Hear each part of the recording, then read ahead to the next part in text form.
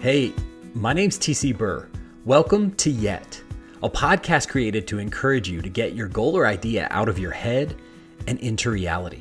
On this podcast, you'll hear stories, encouragements, tips, and ideas to help you write your book, start your business, launch your podcast, or whatever it is you hope to accomplish. Because it's not that you haven't done it, it's just that you haven't done it yet.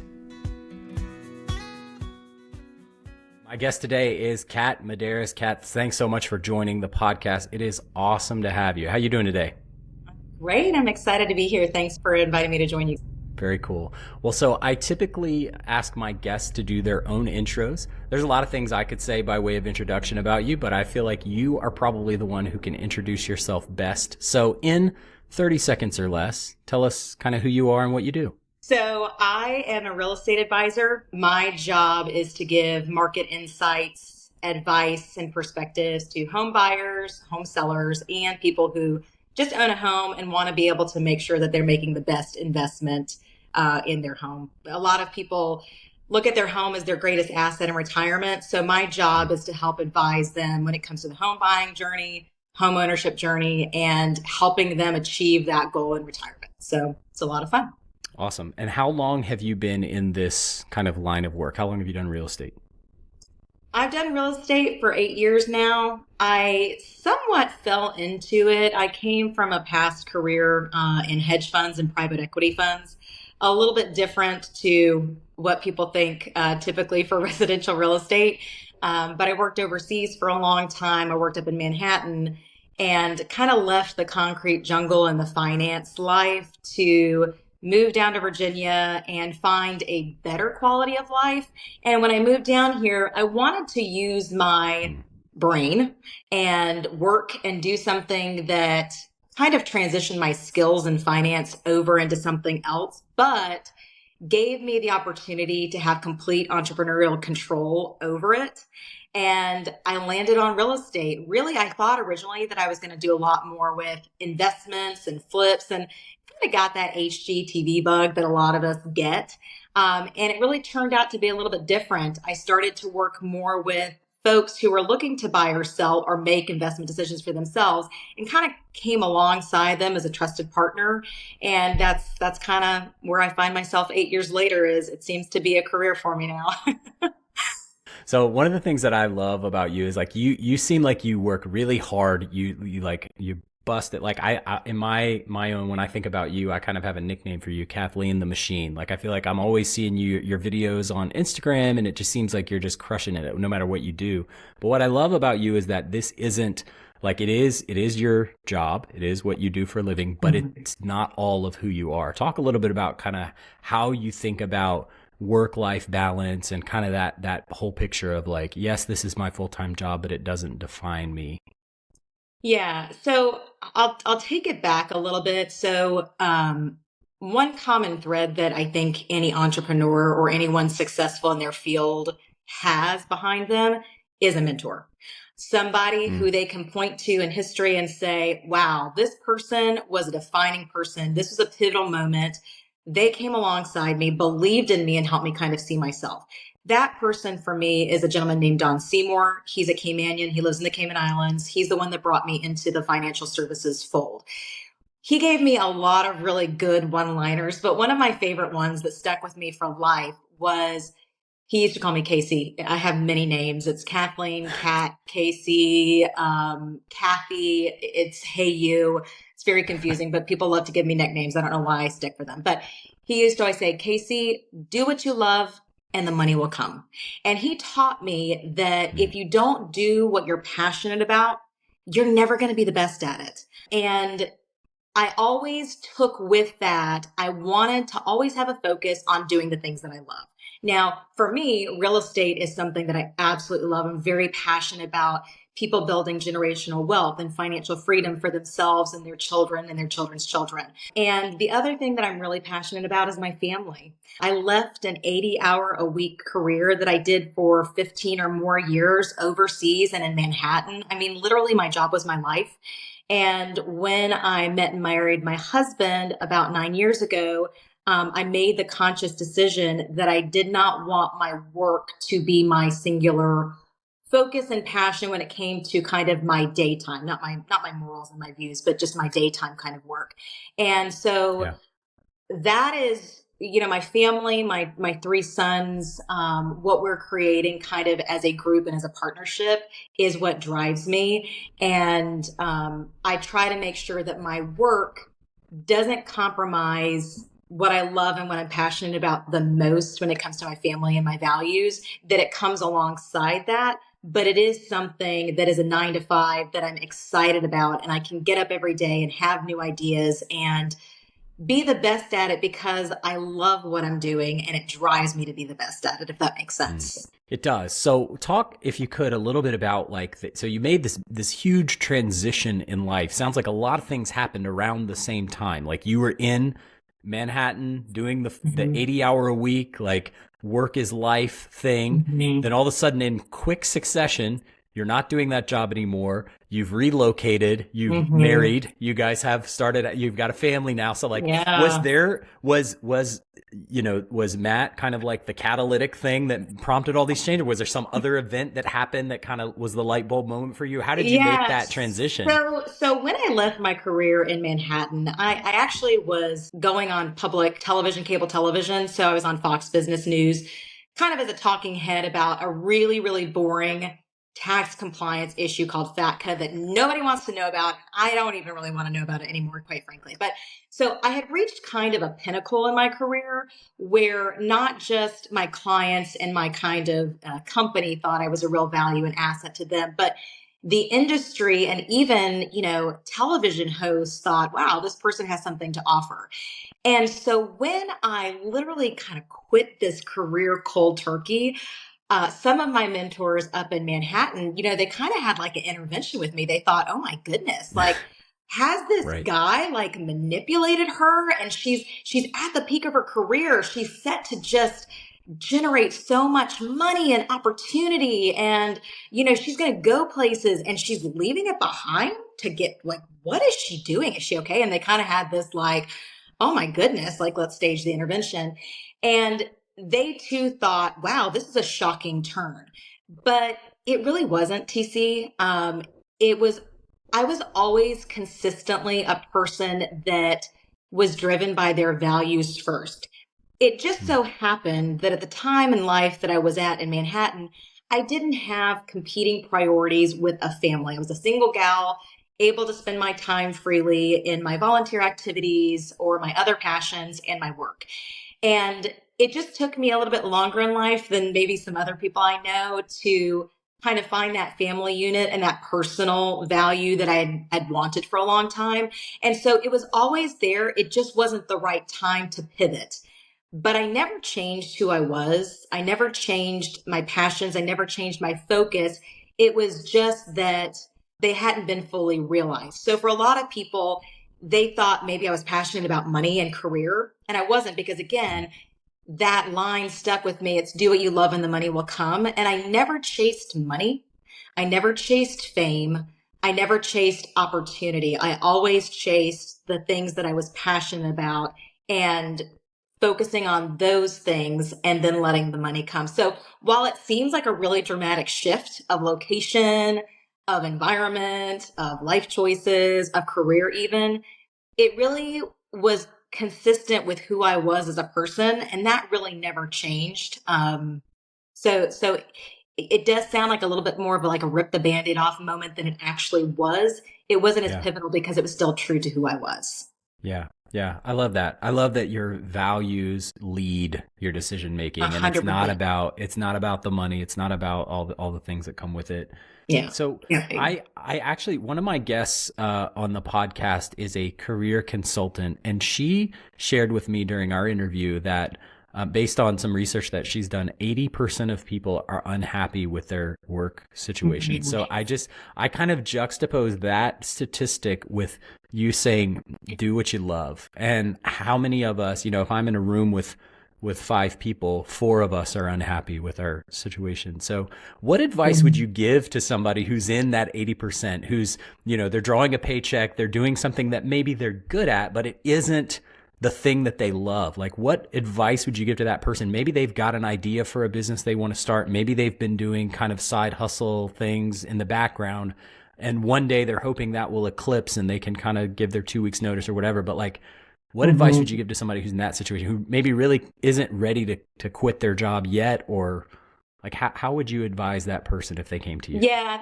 that's a great question. And I think that I would start with a really practical piece of advice, which is what drives a lot of what I do in real estate. And this is why. So it all kind of, it's my values, it's my ethos. That's why it all kind of plays together for me. It's a career, but it's also my values that kind of meshes together. So the first thing that I would do is I would say, why is it that 80% of the people are doing something that they don't love? Yeah. I mean, we love our hobbies. We love what we spend our free time on. So why is it that 80% of us are not doing something that we love? And I would guess that most of us, if we were being honest, would say, well, I need the paycheck, right?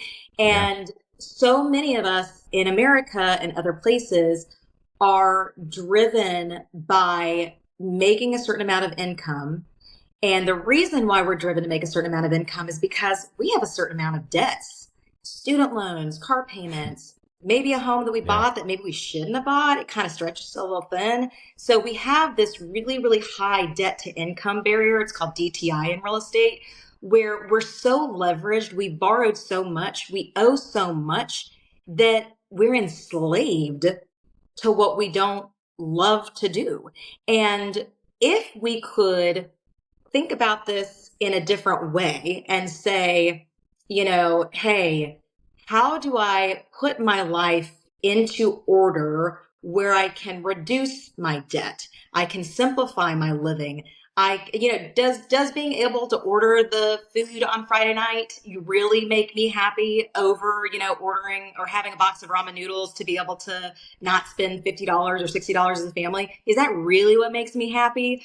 Or would not having to go to a job that I literally hate and dread and adds stress and impacts my health, would that make me happy? So I think one of the reasons why we struggle so much kind of as a society is that we're focusing on kind of paying off our debtors rather than living our life. So the practical advice that I would maybe start with for those 80% of folks is, are you doing this because you're stuck in a rut and you have these bill payers coming to your door, and it's because you don't have financial freedom to actually do what you love so that the money can come?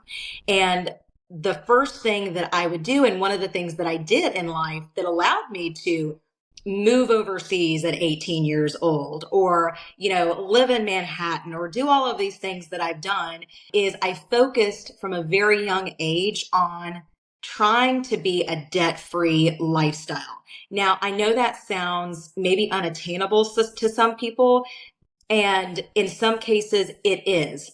In the case of many of us, it may not be as far out of reach as you think it is. Sometimes it's easier to say, oh, I can't achieve it, so I'm not even going to ask the questions. I'm not going to do the analysis. I'm not going to do the hard questioning. But I've helped so many people in our Central Virginia area sell their home, not so that they can upgrade to something bigger and better that's beautiful and like HGTV ready, but it's to be able to pay off all of these burdening debts so that they can live in financial freedom as a family. So for those 80% that are looking at their jobs and saying, I want to get out of this, I want to have some freedom, I would say start first with, how can you put yourself in a situation to not be indebted so much to the bill payer that you do have the freedom to be able to do the things that you love? Hey listeners, are you in search of a simple and sustainable approach to kickstart your wellness journey? Are you overwhelmed by all the different options for wellness and fitness programs, and you're not interested in counting calories or saying goodbye to your favorite foods? If that's you, you need to meet my friend Carrie. She runs a virtual wellness community, and she wants to connect with you personally, understand your unique goals, and then plug you into tools and resources to help you reach your fitness and wellness milestones. Right now, she's offering a special for listeners of the Yet podcast. You can join her Fit Fam crew, which is a community that embraces your current life season and offers support, camaraderie, and accountability to help you achieve your unique goals. And right now, you can get $40 off membership into the Fit Fam crew. So if you're ready to embark on this journey with Carrie and others, reach out to her on Instagram. It's Carrie_made4more. That's CARRIE_made, the number 4, and the word more, and use the promo code YET to get this offer. Until January 31st, 2024, YET listeners are going to get $40 off. Plus, when you buy 1 year, you'll get another year completely free. This includes access to Carrie's personal accountability group, a month's supply of supplements, meal plans, and access to over 8,000 programs, and even more. To snag this offer today, contact Carrie_made4more on Instagram and use promo code YET. Back to the show. That's such a great answer, because I think a lot of people do feel limited by, hey, I'm making decent money at this place and I have to make this amount in order to survive, and kind of reframing the conversation. And I think really just having the data with something like debt, for example, like just taking a look at the data, where you are, where your debt is, and making a plan is so powerful. And even like, I think about my, I'm writing a book right now, and I started off looking at it thinking like, man, who can just sit down and write a book? But I kind of took stock of where I was. I made a plan and I started marching against the plan, and I've made so much progress. So I feel like even just having the data, having the information, and coming up with a plan can be so helpful. And it frees you up to then feel the freedom to go and pursue those things that you love. That's amazing. Yeah, I mean, you've heard the saying, when you're looking at an elephant, you're like, how do I eat this thing? Let's bite at a time. And if you don't have a plan, just to take it a piece at a time, it does feel like an overwhelming burden to be able to achieve it, but it may not be. Yeah, that's awesome. So you talked a little bit earlier about your early mentor, some of the mentors you had when you were in New York, and people who have had impact or influence on you. One of the things that I'm really trying to do with this podcast is to encourage people, people who maybe like I used to be. I used to think that entrepreneurial things, creative things were great, and I would have loved to one day do them. But in my mind, it was always like, those are for the elites. Those are for the other people. But I think that with a little bit of encouragement, a lot more of us could be doing some of those things that we want to do. So I'm curious, from your perspective, what is maybe some of the most encouraging, whether it's a piece of advice or something that someone's shared feedback about you or the way you do your work? What's some of the most encouraging things that you've ever been told? Most recently, someone called me a market disruptor. And I love that, because I think that so many of us want to do something, but we find ourselves wanting to copycat the people that have already done it before. And that's not the way to be a market disruptor. A market disruptor can look at things and say, hey, where does the opportunity exist? Where's the hole in what everyone is doing? I think that compliment just reinforced that, hey, yeah, I am doing real estate differently. I do have something of value that the market is begging and screaming for, or may not even know that they need until they find it, and then they have their aha moment. So that was kind of one of my most recent compliments. The most meaningful compliment might sound like the silliest and most simple, but this goes back to this entrepreneur and this individual that just took a chance on me and put so much time into me. He said, Kat, you have the ability to learn. And he said, with the ability to learn, you can literally do anything. And I remember him saying that and thinking like, okay, but like everybody has the ability to learn. And so everybody can do everything. So that doesn't really sound like you're saying anything very impactful. But he really transformed that into a reality. When I would go into his office and ask him a question, he would say, did you Google it? Or if I went into his office and I said, hey, I tried to do that thing. I called that person that you asked me to call, but they haven't gotten back to me. And he said, no, I didn't ask you to call them. I asked you to do this thing. And I was like, well, yeah, I called them and I left them a voice message. He said, I didn't ask you to leave a voice message. I asked you to do this thing. And he really transformed my way of thinking, that I was so quick in my own self to not fully understand that I had the ability to learn, that I would kind of rest on my laurels and be like, oh, I've checked that box. It was more of a task-oriented mindset. And I feel like a lot of times in corporate America, there's the job description, do the tasks, clock the time, do the things. But we don't really think about the why we're doing things and the how we're doing things. And that kind of compliment and encouragement that you have the ability to learn and you have the ability to do far more than you think really drove me to look at work and life differently. It's not just a clock in, clock out type of thing that we should be thinking about. It's a doing kind of thing. And doing is a lot harder than checking a box. So him kind of encouraging me to recognize that I have the ability to learn and exactly what that meant really transformed this kind of, you talk about Kathleen the machine. It's because I look at things differently. It's not just, I don't want to A for effort. I want to crush it. And the way to do that is to learn it, understand your industry, listen to the whys, like get feedback, all of that kind of stuff, because that transforms and makes you a better learner. So honestly, it sounds like some of the most basic advice, but it was the most transformative for me early in my career. And one of the things that I owe a really successful career to. Yeah, that's awesome. I love that. And I even as you talk about like the disruptor piece, like I think about like your transition from the 80-hour a week deal in New York, like there's a path and a trajectory that you're expected to continue on with that, right? Like you go from 80 hours to 90 hours and you move up to the bigger office and you do all the things, right? And you're saying, no, that's not for me. Like that's not the path that I'm going to take.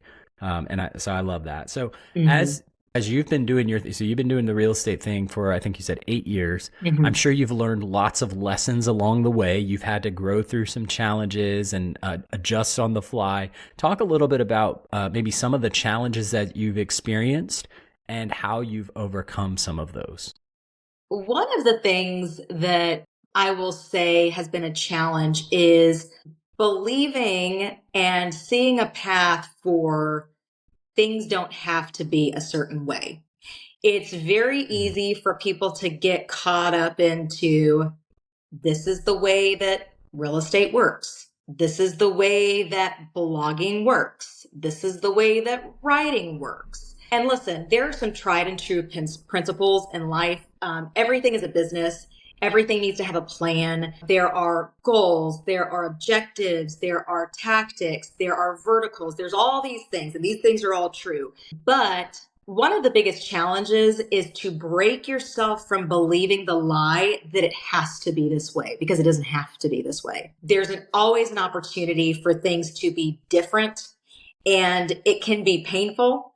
And it can be slow going sometimes for you to be the person to see that things can be different and to start implementing that. Yeah. And sometimes people don't necessarily understand that or appreciate that or kind of partner with you in that. But that is one of the most important challenges to overcome, is our thinking that it has to be this way. The other challenge that I had to overcome was learning a new industry. Now, some of the skills that I had with, contract law, I'm not an attorney, but understanding, contract law, compliance, business planning, some of the bigger picture things that I had a grasp on, that was great. And those were transferable skills, but I had to learn a whole new industry. I didn't know what wainscoting was, or what was the hot Sherwin-Williams color, or do people, I don't know, are we light and bright? Are we dark and moody? I don't know. So I did have to spend the time of learning an industry that I wasn't familiar with, and frankly, didn't have the best design taste myself.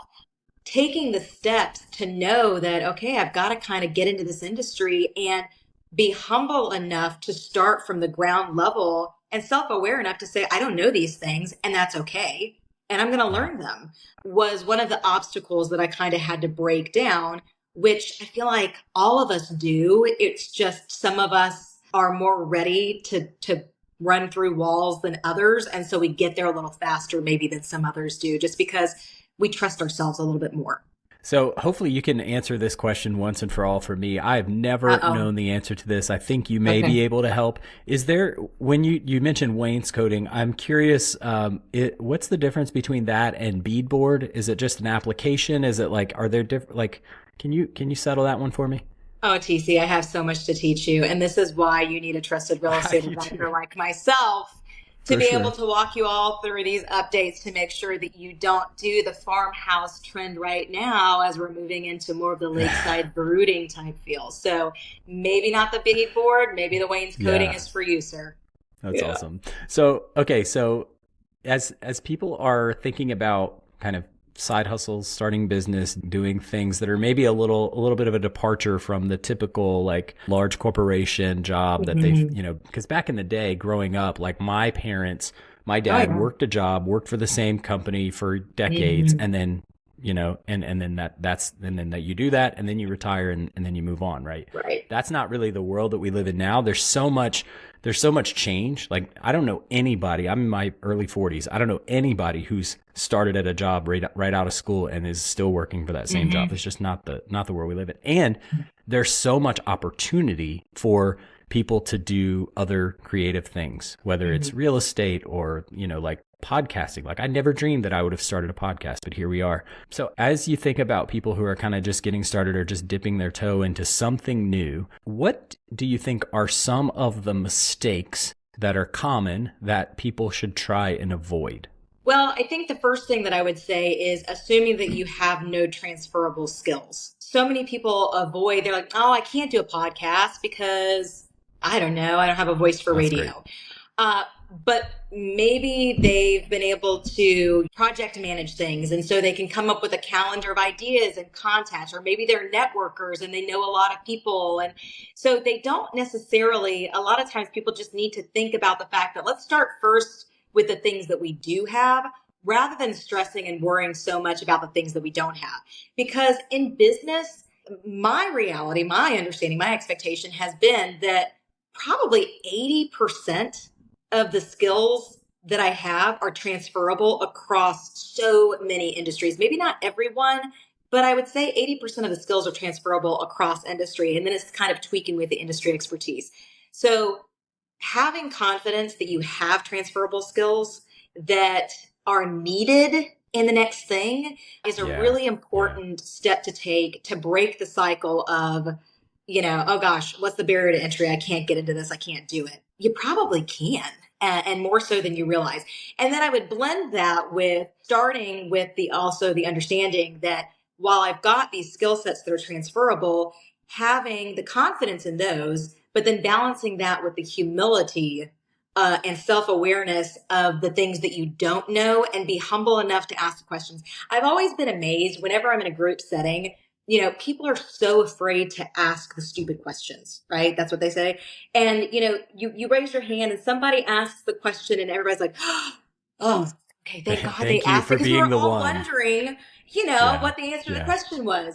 So just not taking yourself so seriously to think that, you're supposed to have all the answers, and having that humility, self-awareness, and the confidence to know what you know and to know what you don't know. I think having that balance is really hard for folks. They're usually strong in one or the other. They're very self-deprecating, self-aware, a little bit maybe too critical, or they're a little bit, maybe overzealous, overconfident, but it's bringing those two together, because an entrepreneur or somebody who's going to try something new has got to have the ability to stumble and fall and get back up, and stumble and Yeah. fall and Yeah. get back up. And I found too, that's so good, that balance between confidence of what you do well, those skills that you have that are transferable, and being honest enough and wise enough to know where your blind spots are, where your Yeah. shortcomings are. And I found that both of those can be really helped by having a good network and a good community of people who are Absolutely. close enough to you to speak Yeah. into your life and say, hey, listen, you're great at Yeah. this aspect of your job, and this could really transition well to the other thing that you're trying to do. Or, hey, I noticed that you're not you're not excelling in this area, but let me point you to some resources or some contacts that maybe do that well, that can help. So I think Absolutely. that's awesome, and I think it just underscores the importance of having a good community around you. For this episode, I think a lot of people are going to listen to this from two different angles. Number one is kind of the entrepreneurial angle, which is what this podcast is really, all about in a lot of ways. And number two, people want to hear about your real estate knowledge and expertise. So one of the questions that I have for you is around other resources that you might connect people to. So think books, podcasts, websites, And you can answer it either from kind of the entrepreneurial side. Here's some resources that I would connect you to, and or real estate. What are some of your, if somebody's looking for advice or ask you questions, like where do you point them? Yeah. Well, first start with the real estate piece. It can be really hard to get good real estate insights. And the reason is people love to look at clickbait or national headlines and things that are sensational. That sells. So when you're Yeah. trying to become knowledgeable, a lot of times you go to mass kind of global or macro resources like today's headlines and things like that. But real estate is a very micro focused industry. Trends and data are very market specific. They're very niche specific. So what I would caution folks as they try to kind of expand their real estate knowledge, it's of course necessary and great to get a strong macro and global focus.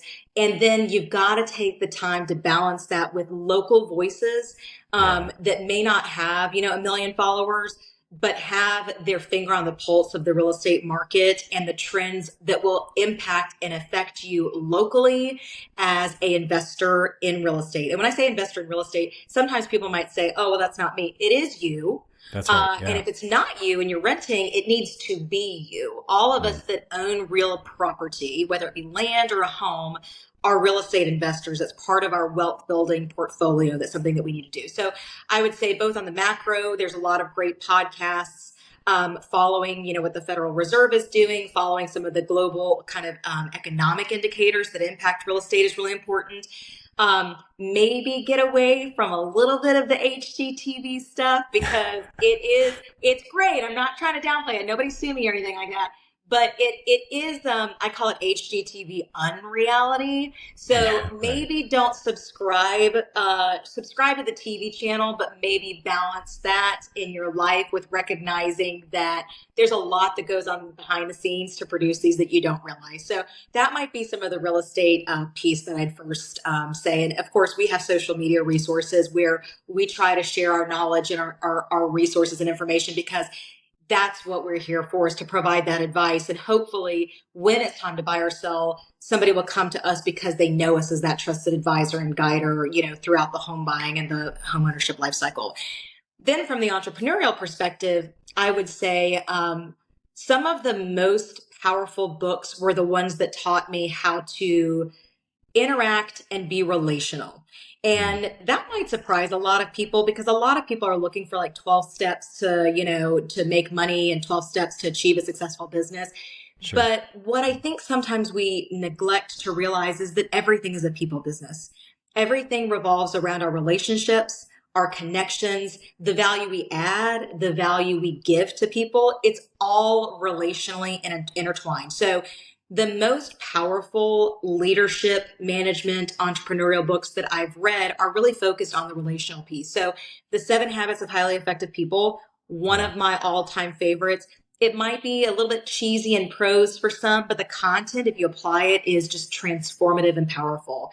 If you're looking for help with being a creative, there was a book that was recommended to me by colleagues called Made to Stick. It's a book that talks about how to make an idea sticky. And it transformed a lot of my writing style and my communication style in a way to really not just communicate, but to communicate in a meaningful way that sticks in people's minds, to brand in a meaningful way that sticks in people's minds. And that one was really good with helping that. So I would say a lot of those more relational, fundamental type of books, if your focus is not on people and bringing value to people and giving as much as you get, I would venture a guess you might have some financial success in life in what you do, but I think that you might still be in that 80% of people that are unhappy with what they do. Yeah. So that would be my advice to any entrepreneur is focus on the people side of things and training on, how can you add value? How can you connect with people? How can your messages deliver to people? I think that's really important to not forget. We get so wrapped up in our idea and the passion of what we do, but we're doing that for people. And that's the common factor that affects all entrepreneurs is we're working with and for people. So regardless of what we do, regardless of our product, that's our focus. That's awesome. And it's something we should never lose sight of. I really appreciate it. Well, Kat, this has been super fun. You've shared so much wisdom with us. I love talking with you. Last question before we end this one. How do people get in touch with you? Do you have a website, social media? How do people get in touch? Yeah, so our team website is mtreadvisors.com, and you can follow me on social media, whether it be Instagram or Facebook, just at Kat Medaries, Katmedaries. And you can contact me anytime if you've got questions. I'd love to help you. Thanks so much, Kat. Hope you have a good one. Thank you. Thank you to the so many people who have listened and rated and reviewed the shows. I really appreciate all the encouragement you've sent my way, and please keep it coming. If you have questions or guests you think I should bring on, I would love to connect. You can send me an email at yetpodcast@gmail.com. Follow me on Instagram, it's yetpodcast, and please rate and review the show on Apple and Spotify. It means so much, and it helps other people connect with these great stories, encouragements, tips, and ideas. I want to read to you a review that I got recently from Brittany R. She says, "Just press play. This is a good one. Awesome podcast with very good practical tips and encouragement to get going with your goals and ideas." Thank you so much, Brittany, and thanks to you for listening to this week's episode. Until next time, keep working on your goals, and I'll see you soon.